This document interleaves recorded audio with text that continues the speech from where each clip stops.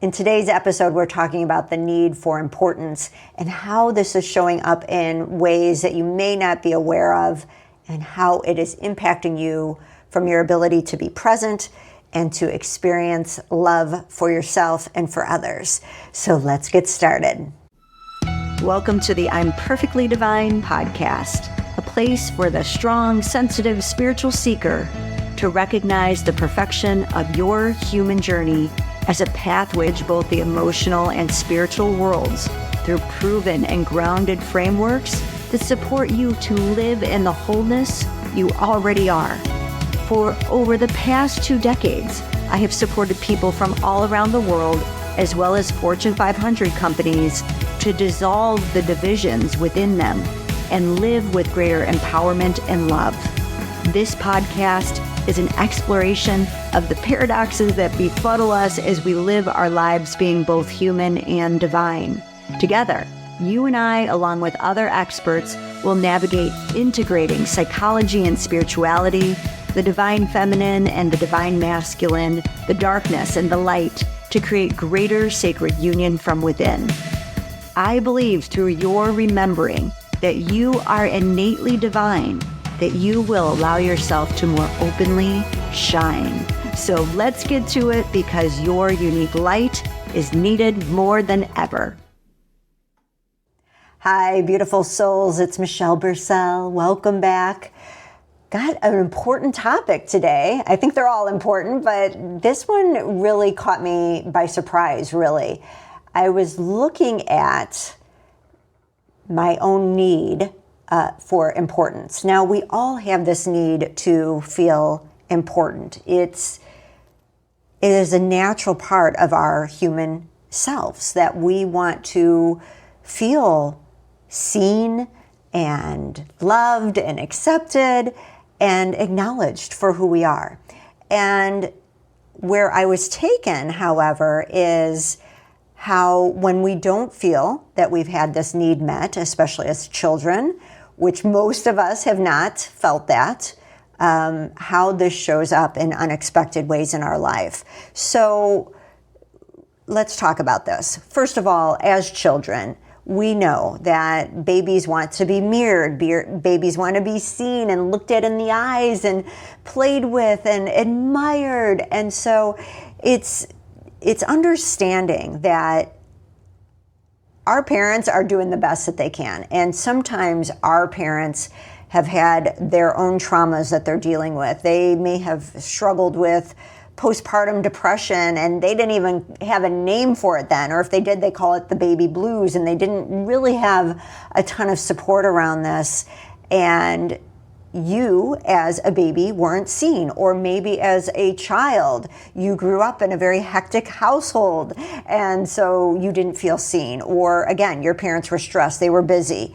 And the bottom line is that you didn't feel fully acknowledged, and that leads to this place of I don't feel important, and you start to strive for it in different ways. So I'm a big believer of, as we explore this from both being human and divine, both our humanity and our spirituality, that the human aspect of life is that we are born with imperfect parents. If you're a parent, you're not going to get it right all the time. And this is part of the design.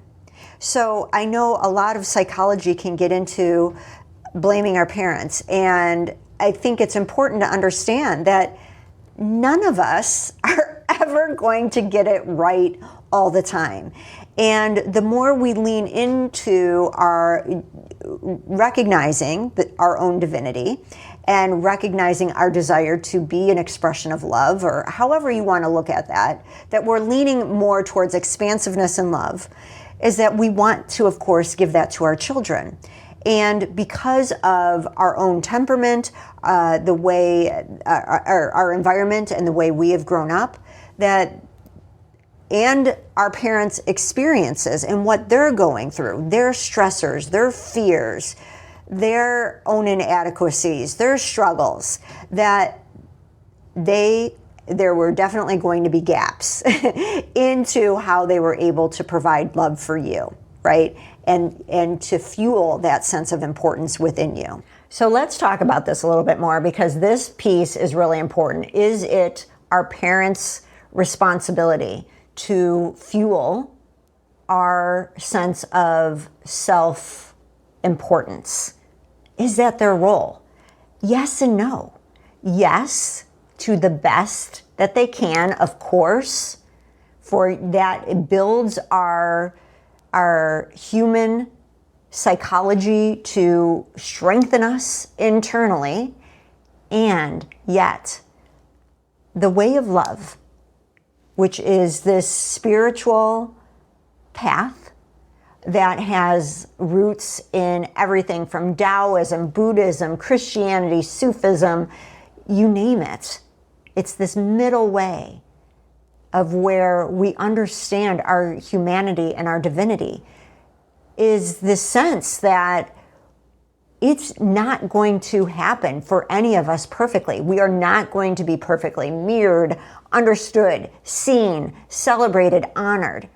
And so at what point then are we being called to, that the baton is getting passed to you to take on that responsibility? Your parents fueled you as well as they could, based on, again, their struggles and their, where they were at, with their own wisdom and growth. And then the baton gets passed.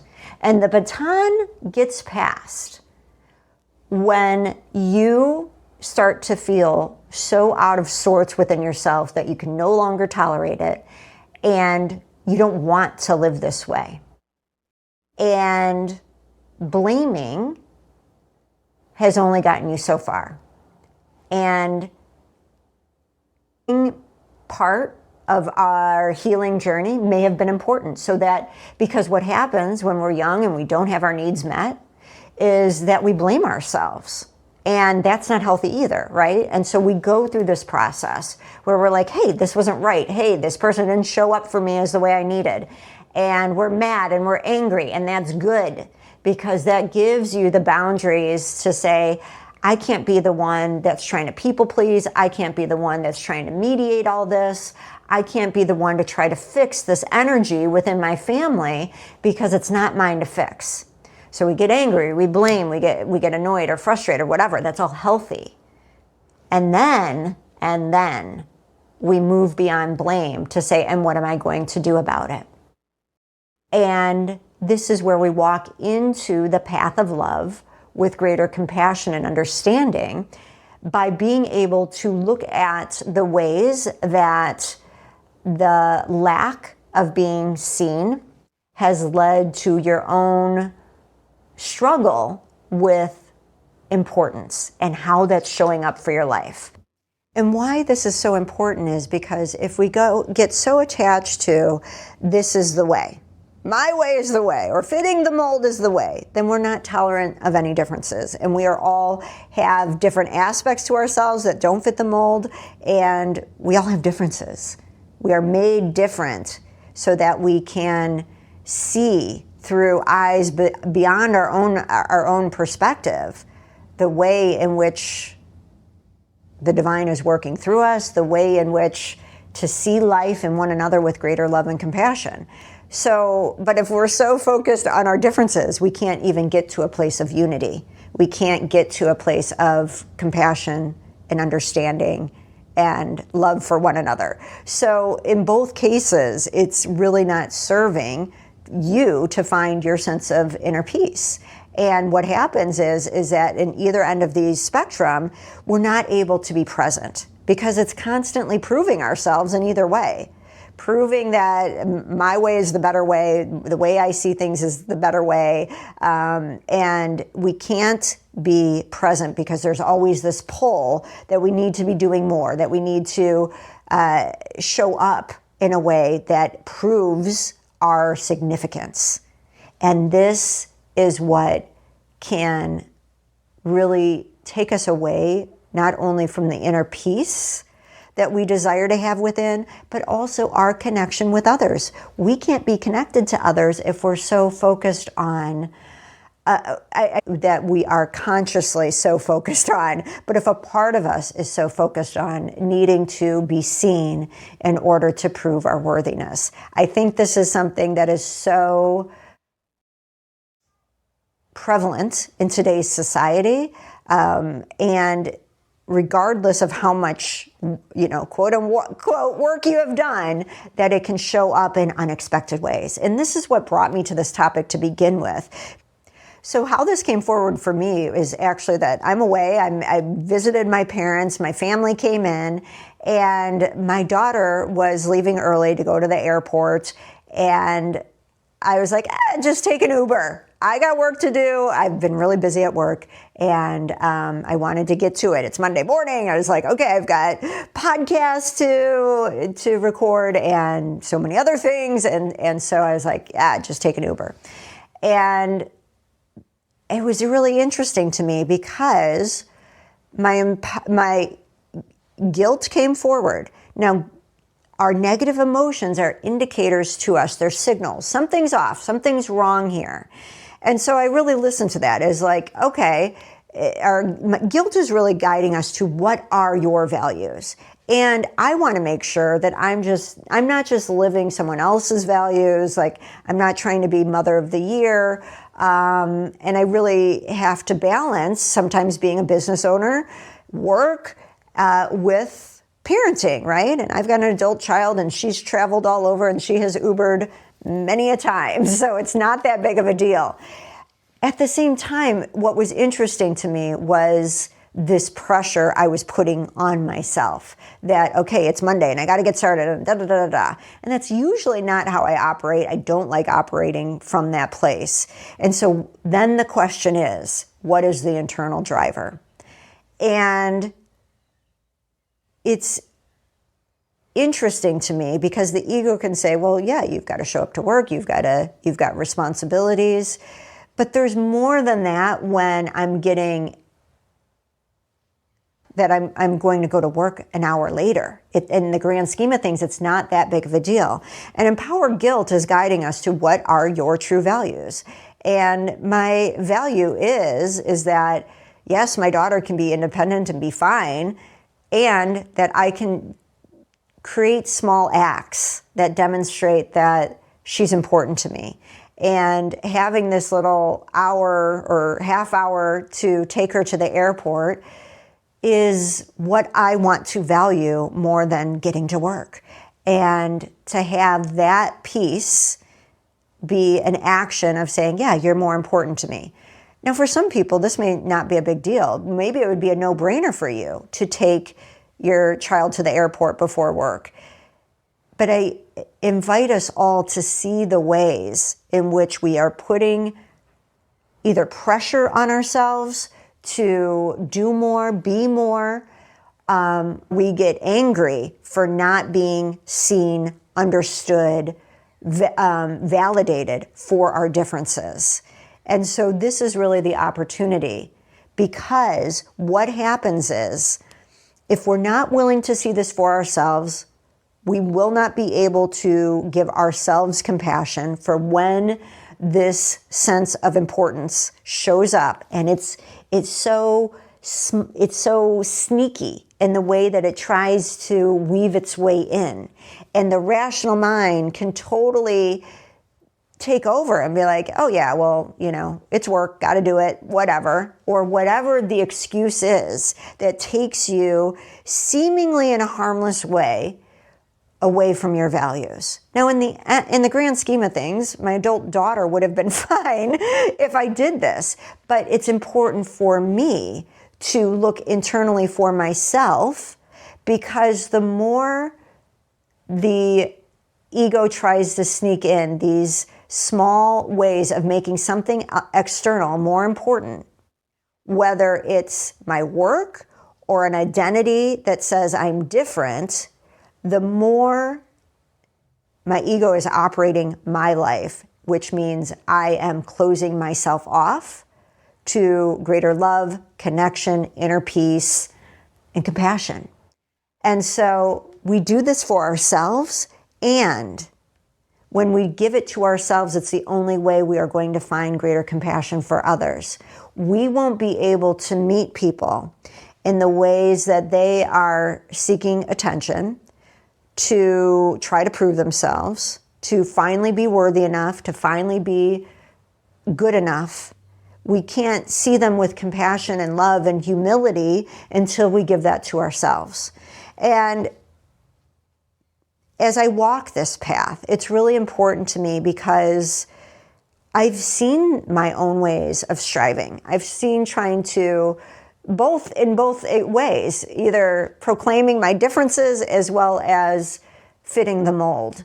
And neither of them will ultimately give me the love and approval that I seek. That love and approval comes from within, and it's by being able to look at the ways in which we turn against our true nature. And our true nature is that I am enough as I am. I know my innate worthiness and love. And from that place, we can operate from both strength and humility. Because the older I get, the more I really admire people who are able to be strong and have humility. They aren't the people that are like, whoa, look at me, I've got all the answers. Look at me, I'm blah, blah, blah. And it's so important because I think people who are able to have humility innately have tapped into greater compassion. And they're such sources of strength to me because they are able to stand in a knowingness of who they are. Even though they don't know the entirety of who they are continuously on a journey, and they are able to have that humility that they don't know everything, and that they continue to work on themselves because they love themselves. And so this is one of the things that I really invite us to take in. I know people become exhausted working on themselves, quote unquote. I'm working on myself. I've done the work. I'm done with the work. I mean, I hope we're never done, because what I have found is every time I lean in towards my ego in ways that the ego is trying to push me around and dictate my life, is that what's underneath that is greater love and guiding me to living a life with greater peace and connection. And that's what the divine wants from us, or hopes for us. Doesn't want anything, hopes for us, because life then becomes easier for us. And so I think the invitation in today's podcast is to have the humility to say, okay, there's definitely probably more showier people than you, right? We have these amazing social media platforms that allow us all to be super important and share our lives and show another what's going on. And there's a beauty to that. And the underbelly of that is that it can just tune into that place of trying to demonstrate our self-importance. Again, whether that's I'm meeting the mold or, oh, I'm so different than the mold. And recognizing that we have both aspects of where we fit the mold and where we don't. And it's just when our egos get so attached to either element of that, being so different, being so, look at me, I am the mold of wealth and success, or whatever that mold is, right? And so the more we are able to recognize this in ourselves and understand the part of ourselves that, wow, despite all the work that I've done, despite all the ways that I have sought to be authentic, to love myself, to know my own sense of self-worth, that there's sneaky ways that the ego takes us away from our truth And we are the ones now being passed the baton to rectify this, not only for ourselves, but for the next generation that you impact. If you're a parent, if you're an auntie, if you're an uncle, the ways you impact the next generation will show from your willingness to do this. So there's so many ways in which we can really acknowledge and honor ourselves for being willing to look where others may not want to look, up with greater peace and humility and compassion within. It will show up with being able to create greater connection with others because you will have compassion and not allow the ego to put yourself as superior, that you have overcome something, when you really recognize that we are all on this journey of working through our egos. Some of us had parents that had certain circumstances or have done the inner work, and we were able to pass the baton to you at a whole nother, you were way ahead of the race. And so you get to take that and flourish with that and give that to your children, give that to your community, give that in your work, and that will be the positive ripple effect that you're meant to give in this world. That's part of your dharma, part of your karma, of what you are leaving by being willing to do that. And others of us may have started back a lot further, but it doesn't mean that we're by any means behind, because I have seen through my own personal experience, through working with others, is that sometimes it's that deep pain that allows us to go really deeply in. And because we have experienced a depth of pain, whether it's because of our parents, and their mistakes, as well as our own sensitivity to life. And some of us are born more sensitive, and that has been such a gift when you learn how to receive it, because it will allow you to get to that place of saying, I'm not going to tolerate anymore. I can't tolerate this pain. So if you are a sensitive person, I honor you, and you're the one who can skyrocket out of this place of pain. You can take the baton wherever it's been handed off to you, and you will be guided to take it and run with it for your life, because you will not be able to tolerate the pain that's been passed on to you. And you will utilize that for your greatest good in order to serve others as a way of the next generation of what you are passing forward. So I hope this serves you and supports you. I'm so excited by these insights that come forward, and I hope they support you as well. So until next time, remember, there is nothing to fix, to just remember the wholeness within you. I look forward to seeing you next week. Until then, take care.